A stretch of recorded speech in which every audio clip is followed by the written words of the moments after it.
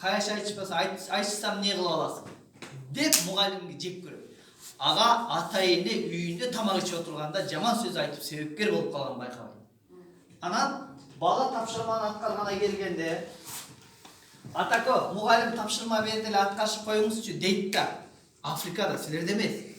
Десе атасы міндет екен, қарап тұрып, енеңе баршы дейді.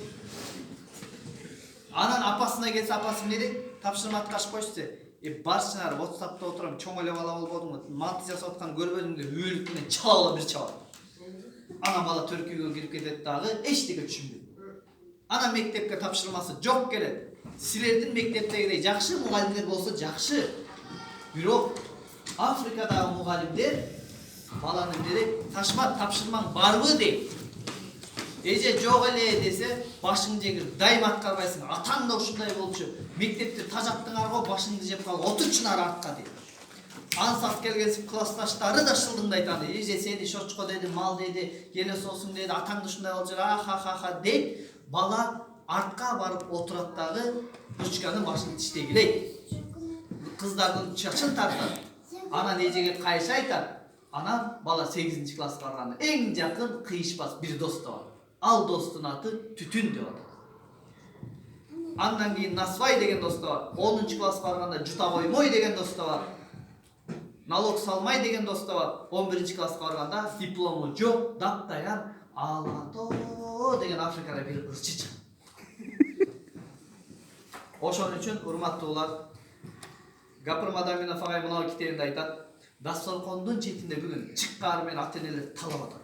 Неге?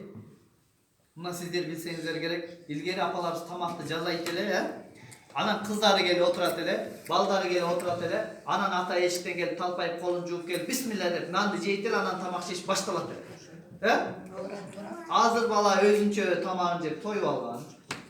Кыз өзүнүн шоколадын жеп бөлмөсүндө интернетин карап, апа болсо шернеге барып тоюп келип алган алысындар менен.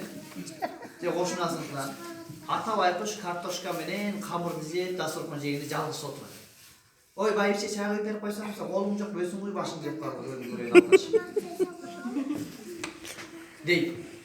Келинге айтып койчу, чай куюп берип койсоң, чарчадым десе, оку унчуга көрүп ажырашып кетет ажыр. Тиме унчук дейт. Анан байкуш үй бүлөнү баккан, колу кирдеген, кызмат кылган, үй бүлөнү үйдү салып, жумуш кылып, баарын тургузган ата 50 жаштан өткөндөн кийин үйдө экинчи сотко айланды. Атаны сыйлабаган үйдө эч качан бакубатчылык жашоо болбойт. Туура айтамбы? Бирок